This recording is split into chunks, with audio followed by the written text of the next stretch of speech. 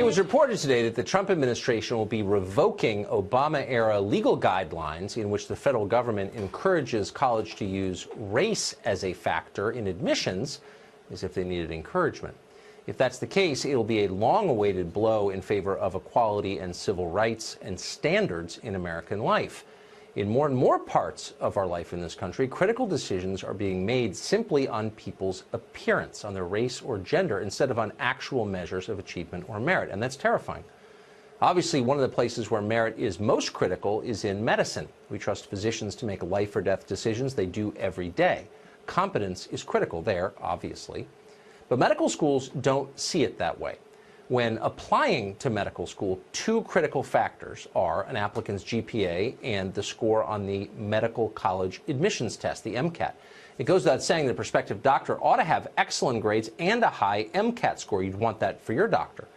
But the standard is not the same for everybody. It differs by appearance. For example, applicants with an MCAT of 27 to 29 and a GPA of 3.4 to 3.59, if you have those numbers and you're Asian, you have a 21% chance of getting into a medical school. If you're white, you have a 29% chance of getting in with those numbers. But if you're Hispanic, you have a 60% chance of getting in. African American applicants had an 81% acceptance rate with those numbers.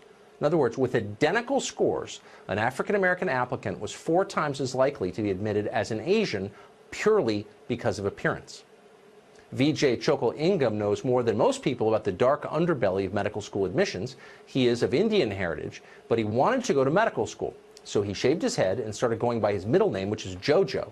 He presented himself as African American. He says it made all the difference and got him into medical school. He has written a book on this experience. It's called Almost Black. We spoke to him recently. Here's part of the conversation. Vijay, thank you very much for joining us tonight. So you are convinced, based on your experience, that your race, or what the medical school perceived your race to be, was critical in getting in? So exactly like you mentioned, I reviewed the statistical data published by the American Association of Medical Colleges. I figured out that I was much more likely to get into admission as an African American than an Asian American, so I came up with that scam that you described earlier. I managed to get into Washington University, and get waitlisted at Washington University and the University of Pennsylvania, which are the 3rd and 4th best medical schools in the country at the time, and I managed to get into St. Louis University School of Medicine, despite the fact that my 3.1 GPA was dramatically lower than their average of 3.7. So my plan paid off much more than I expected. What does it say about the people who run medical schools that they'd be willing to lower standards for physicians, many of whom, wield scalpels for a living, cut people open, in the name of some abstract diversity goal? That seems reckless. So as a result of this system, they essentially allow students who are not as qualified as others to get in. Now, I don't want to talk about the end product, whether this results in physicians who are of lower quality, but I will say that it is a system of legalized racism. The universities are promoting, and medical schools are promoting, discrimination against Asian Americans on a massive scale. And it also promotes negative stereotypes about the competency and professionalism of African-American physicians and healthcare professionals. It's important to realize that there was a University of Illinois Urbana-Champaign, which showed that affirmative action actually promoted negative stereotypes about African Americans and Hispanic students. So that is a very real concern. Oh, of course it is. Is there some reason that we should care about what our doctors look like? Is appearance critical to practicing medicine? So, first of all, I never graduated medical school, so I can't say that is. But ultimately, we want to live in a society where you judge someone based on merit. Your race should not be relevant to your ability to practice medicine or anything effectively. That's not the type of society which we want to promote, necessarily. Yes. Well, I'm sure you've taken criticism for this. I think you're a hero for doing it, and I would love to hear your critics explain exactly what you did wrong, because they can't. Thank you for joining us tonight. I appreciate it. So you weren't part of the resistance movement? There were a number of Hollywood celebrities. No, it's not resisting. You got Michael Moore, you got Chelsea Handler, you've got Bette Midler. All, usual suspects. Yeah, all talking about how this is a terrible president. November's coming. Rob Reiner tweeted this out. The greatest gift we can give to America on her 242nd birthday is the survival of democracy. Forces of authoritarianism and racism are fighting to destroy it. Now is the time for patriots to stand up, make our voices heard. We love you, America. Stay strong. Thank you, Rob Reiner. No, thank you, Rob Reiner. I would say patriots are standing up and hearing their voices heard, and that's why Donald Trump is sitting in the Oval Office. I think it's driving them crazy. It's driving them absolutely insane. And look, Hollywood has acted almost as a megaphone for the left. It wasn't just Hollywood that was tweeting this. There was also a tweet from Kamala Harris about illegal immigrants in support of illegal immigration.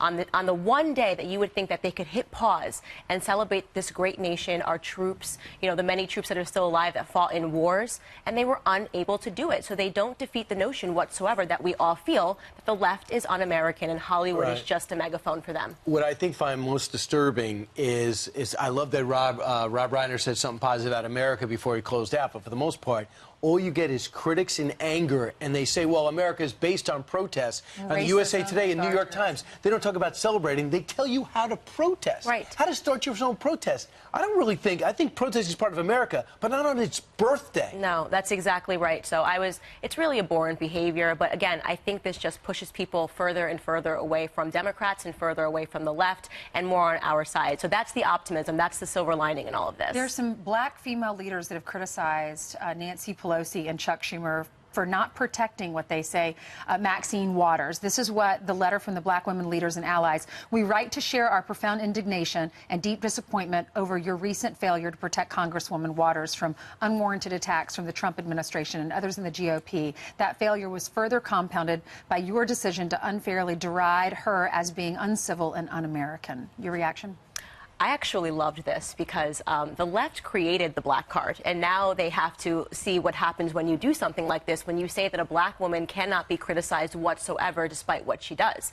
Maxine Waters was patently wrong. There was no argument to be made for what she said. Her remarks were uncivil, and it was inspiring hatred toward not just Trump, the Trump administration, and the people that support Donald Trump. So they were right to condemn her, and she was roundly condemned across the board. And how did she get out of it? She had some people play the black card.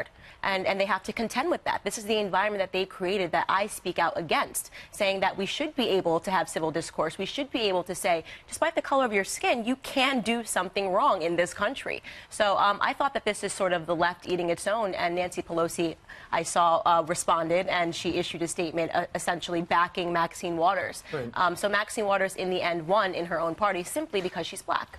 They say the most gettable section of the voting base is going to be white middle-class women. Do you feel differently? There's another relevant group that is going to have their voices heard in the midterms. Who are they? Absolutely. I recently tweeted, I think the black vote is going to become the most relevant vote in America by 2020. We're already seeing a major shift. Men and women. Men and women. Why is that? Why do you think that? It's just the conversation is different. I actually think digital media has allowed for this. For so long, we were sort of trapped, and we saw the version of society that CNN projected towards us. That's sort of what was being played in our households. Now we have social media. Now they're hearing voices and different ideas and people that are combating sort of the wrong facts that are coming out of their TV screens. And they're seeing people like me who popped up on YouTube with a different version. Right. And I am seeing so many black people pop up on YouTube, on Facebook, on Twitter, using different hashtags. There is going to be a major black exit from the Democrat Party, and they're going to have to actually compete for their votes in 2020. And when Donald Trump was running for president, famously, he said, what do you have to lose? And he was correct. We had absolutely nothing to lose and everything to gain, and we are gaining it. Candace, you grew up in a Democratic family. That is and correct. You were telling me during the break, you said, I did grow up to think that Republicans were racist. I did. Republicans were. Why did you decide to switch parties? Why did you become a Republican? It wasn't a why. It was just understanding that racism, especially while Donald Trump was running, was just being used as a theme to trap black voters. You couldn't deny it. This was a man that was celebrated by the left. He was loved by the hip-hop world. Every song that I listened to growing up celebrated Donald Trump and Mar-a-Lago. He was the goal. The second he decided to run for the president, he was announced as a racist. And when they did studies on who's watching The Apprentice, he was through the roof when it came to minorities, blacks and Hispanics. We loved him. That changed. Leslie, what could the administration do better to get the word out that they are looking to solicit the votes of the African American community? I think they are doing a tremendous job in just buckling down and focusing on things that matter, slashing regulations, giving opportunities to Black Americans, again, tackling the illegal immigrant situation that negatively impacts Black people beyond any other group in this society. But what about numbers, bread and butter numbers when it comes to unemployment? Right. Record low. That's exactly what I'm speaking about. Exactly. And that is because of all of the work that they're doing now in terms of getting the word out. That's what I'm for. That's exactly what I'm focused on. We've been working on a major project that we are going to announce in about 3 weeks that is going to specifically target urban communities and sort of bring them this great awakening that I see So get out your calendar. 3 weeks from now, we're going to book you. Absolutely. And I'll see you on radio in a couple hours. Yes, I'm excited for that.